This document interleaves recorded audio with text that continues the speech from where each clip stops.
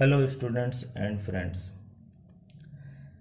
पिछले दो वीडियो में मैंने आपको पावर ट्रांसमिशन के एक माध्यम के बारे में बताते आ रहा हूँ जिसका नाम है बेल्ट अर्थात पट्टा।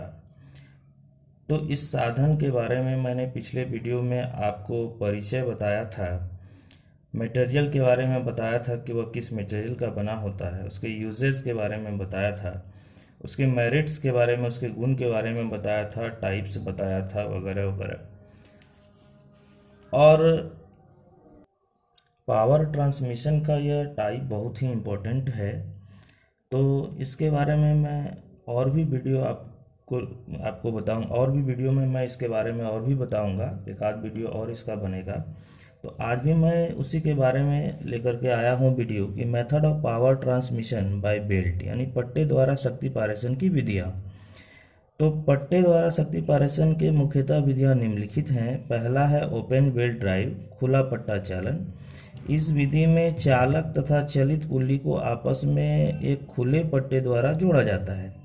इस विधि का प्रयोग शक्ति पारेषण के लिए वैसे जगहों पर किया जाता है जहां पर दोनों पुल्लियों को एक ही दिशा में घुमाता हो तथा दोनों शाफ्टों को एक दूसरे के समांतर रखकर शक्ति पारेषण करना हो। इस विधि को खुला चालन के अलावे सीधा चालन के नाम से भी जानते हैं। अर्थात इस चालन में, इस ड्राइव में जब हमको दो पुल्ली को एक ही दिशा में घुमाना होता है और जिस शाफ्ट पर पुल्ली लगा होता है वो शाफ्ट आपस में समांतर में होते हैं, तो इस प्रकार के बेल्ट ड्राइव का हम लोग प्रयोग करते हैं, खुला पट्टा चालन का प्रयोग करते हैं। इसको हम सीधा चालन के नाम से भी जानते हैं। खुला चालन के अलावा इसे सीधा चालन के नाम से भी जानते हैं। दूसरा है cross belt drive. Cross belt drive क्या है? इस विधि में चालक तथा चलित पुल्लियों को आपस में एक क्रॉस पट्टे द्वारा जोड़ा जाता है। मतलब जो पट्टा होता है वो एक दूसरे के क्रॉस में होता है, एक दूसरे को काटते हुए होता है। इस विधि का प्रयोग शक्ति पारेषण के लिए वैसे जगहों पर किया जाता है जहां पर दोनों पुल्ली को एक दूसरे के विपरीत दिशा में घुमाना हो तथा दोनों शाफ्टों को एक दूसरे के समांतर रखकर शक्ति पारेषण करना हो। तो अब यहाँ पर हम देखेंगे कि ओपन बेल्ट ड्राइव और क्रॉस बेल्ट ड्राइव में क्या अंतर है। दोनों का शाफ्ट तो समांतर रहेगा, लेकिन जब हमको चलित पुल्ली या चालक पुल्ली दोनों को एक ही दिशा में घुमाना हो तो हम क्या करेंगे? ओपन बेल्ट ड्राइव का प्रयोग करेंगे, उस विधि का प्रयोग करेंगे। लेकिन जब हमको एक दूसरे के विपरीत, यानी चालक पुल्ली को चलित पुल्ली के विपरीत, तो चलित पुल्ली चालक पुल्ली के विपरीत होगा। तो इस स्थिति में यदि हमको रखना हो तो हम क्रॉस पट्टा चालन का विधि का प्रयोग करेंगे। अब देखते हैं राइट एंगल बेल्ट ड्राइव, समकोण पट्टा चालन। यह क्या है? तो बेल्ट के द्वारा शक्ति पारेषण के इस विधि का प्रयोग वैसे जगहों पर किया जाता है जहां दो पुल्लियां आपस में एक दूसरे के समकोण इस प्रकार हो कि एक पुल्ली शाफ्ट के साथ क्षैतिज तथा दूसरा पुल्ली शाफ्ट के साथ ऊर्ध्वाधर स्थिति में है और इन दोनों पुल्ली के बीच शक्ति पारेषण करना हो। मतलब वैसा स्थिति कि जब एक पुल्ली जो है वो वर्टिकल स्थिति में है, दूसरा जो है वो हॉरिजॉन्टल स्थिति में है और हमको शक्ति पारेषण करना है, अर्थात दोनों पुल्ली एक दूसरे के समकोण है और उस बीच में हमको शक्ति पारेषण करना है, तो हम इस प्रकार के जो है सो बेल्ट ड्राइव का प्रयोग करते हैं, राइट एंगल बेल्ट ड्राइव का। तो आइए हम लोग देखते हैं, यहाँ पर मैंने स्केच बनाया है। जो है पहला है ओपन बेल्ट ड्राइव। तो ओपन बेल्ट ड्राइव में क्या है? दो पुल्ली है। आप जानते हैं, पहले भी वीडियो में मैंने बताया कि एक चालक पुल्ली होगा, दूसरा चलित पुल्ली होगा, चाहे जो भी हो। तो यहाँ पर हम देख रहे हैं कि ये जो दो पुल्ली के साथ बेल्ट लगा हुआ है, तो नीचे देखिए ये बेल्ट पूरा टाइट है, मैंने इसको पूरा टाइट दिखाया है, तो इसको हम बोलते हैं टाइट साइड। और ऊपर वाला जो साइड है वो होता है स्लैक साइड बेल्ट का, क्योंकि ये स्लैक साइड जो है ये आर्क जो है इसका, तो आर्क जो है सो आर्क स्पर्श ज़्यादा करता है, चाप स्पर्श इसका ज़्यादा, क्योंकि ये थोड़ा लूज होता है। अब नीचे वाला क्या होता है? टाइट होता है। अब यहाँ देख रहे हैं P1 P2 दो पुल्ली है, ये बेल्ट है। ये देखिए ड्राइव इस दिशा में आ रहा है, इधर से नीचे की तरफ आ रहा है, फिर नीचे से ऊपर की तरफ जा रहा है, फिर ऊपर से नीचे की तरफ। तो आप देख रहे हैं कि जिस दिशा में ये पुल्ली घूम रहा है उसी दिशा में ये भी पुल्ली घूम रहा है। तो ये क्या है? Open belt drive. दूसरा है cross belt drive. Cross belt drive में भी उसी तरह बेल्ट है, देखते हैं P1 P2। अब यहाँ पर आप ये ध्यान दीजिए कि देखिए कि ये बेल्ट इधर से आया, इधर से आया, इधर से आया, इधर, यानी ये पुल्ली इस तरफ में घूम रहा है। कैसे घूम रहा है ये पुल्ली एंटी क्लॉकवाइज में घूम रहा है, घड़ी की उल्टी दिशा में घूम रहा है। यहाँ पर आप देखेंगे 12 बजता है, 11, इस तरह से उल्टी दिशा में घूम रहा है। लेकिन देखेंगे यदि इस पुल्ली को, तो ये घड़ी की दिशा में घूम रहा है, ये घड़ी की दिशा में घूम रहा है, क्लॉकवाइज घूम रहा है, आप देख रहे हैं। तो देखिए क्रॉस बेल्ट ड्राइव में बेल्ट तो मेरा यहाँ से ऐसे आया, फिर ऐसे आया, लेकिन पुल्ली को क्या कर दिया, ये एंटी क्लॉकवाइज और ये क्लॉकवाइज, तो एक दूसरे के विपरीत हो गया। लेकिन यहाँ पर क्या था, दोनों मेरा एंटी क्लॉकवाइज था। देखिए दोनों एंटी क्लॉकवाइज था, तो ये सामान्य दिशा हो गया, ये एक दूसरे के विपरीत दिशा हो गया। उसी तरह यदि हम राइट एंगल बेल्ट ड्राइव की बात करें, तो आप देख सकते हैं यहाँ पर राइट एंगल बेल्ट ड्राइव में क्या है, एक ये शाफ्ट है, ये हब जो दिख रहा है ये 2 डायमेंशन में, इसलिए आपको शाफ्ट नहीं दिखेगा।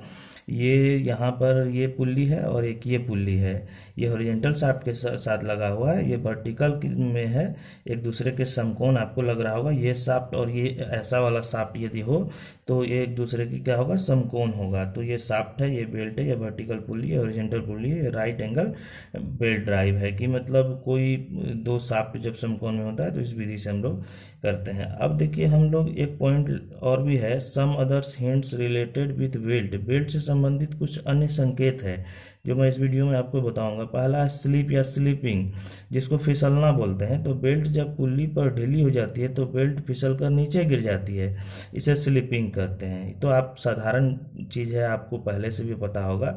इस कमी को दूर करने के लिए बेल्ट को टाइट से पुल्ली पर चढ़ाना होगा, मतलब बेल्ट को टाइट से पुल्ली पर चढ़ाएंगे तो स्लिप नहीं करेगा। ये एक प्रकार का दोष है बेल्ट और पुल्ली के बीच का। दूसरा है क्रीप, तो चालक एवं चलित पुल्ली के फेस पर जब बेल्ट इधर उधर सरकता है, मतलब आगे थोड़ा इधर उधर होता है, सरकता है, तो इस बेल्ट के सरकने को क्रीप कहते हैं। यह दोष अधिकतर मशीन के क्षमता से अधिक लोड उठाने के कारण होता है, या बेल्ट यदि अधिक लोड की अपने क्षमता से अधिक लोड खींचता है तो वो सरकता है, जिसको हम लोग क्या बोलते हैं, क्रीप बोलते हैं। तीसरा यदि बात करें तो क्रॉनिंग के बारे में हम पहले भी एक वीडियो में बताए थे कि पुल्ली के फेस या रिम के ठीक बीच में सतह थोड़ी उठी हुई बनाई जाती है, अर्थात उत्तल रखा जाता है, जिसे क्रॉनिंग कहते हैं। इससे यह लाभ है कि बेल्ट पुल्ली के ठीक सेंटर पर रहता है, जिससे बेल्ट पर स्लिपिंग या क्रीपिंग जैसी स्थिति उत्पन्न नहीं होती है।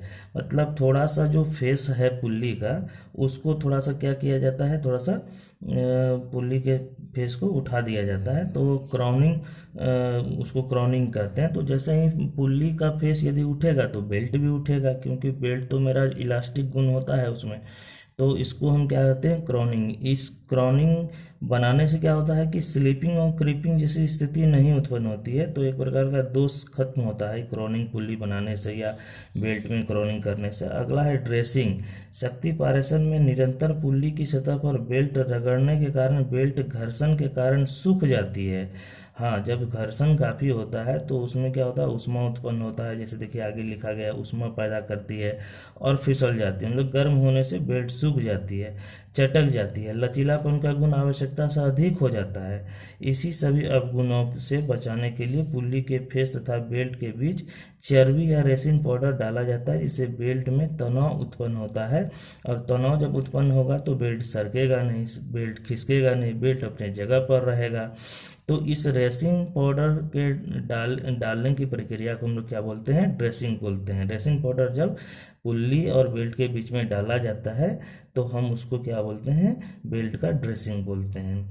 अब देखिए हम लोग कुछ बात करेंगे common rules for belt drive. Belt drive के लिए जो कुछ सामान्य नियम है, तो जैसे कि स्लैक साइड सबसे ऊपर वाला होना चाहिए, यह स्पर्श की चाप को बढ़ाती है। मतलब स्लैक साइड, 2 साइड था ना हमारा, एक स्लैक साइड था, एक टाइट साइड था, तो हमेशा स्लैक साइड कोशिश रखें कि ऊपर वाला हो, जिससे वह क्या करेगा, स्पर्श चाप को, पुल्ली का जो स्पर्श चाप है, तो स्पर्श चाप क्या होता है नेक्स्ट वीडियो में मैं आपको बताऊंगा, लेकिन अभी मैं साधारणतः कुछ थोड़ा सा बता देता हूं कि जो पुल्ली पर जो बेल्ट स्पर्श करता है, जो आर्क स्पर्श करता है, जो उसको हम लोग क्या बोलते हैं, स्पर्श चाप बोलते हैं। तो अधिक स्पर्श चाप होने से घर्षण अधिक होता है, मतलब पकड़ अधिक बनता है बेल्ट और पुल्ली के साथ।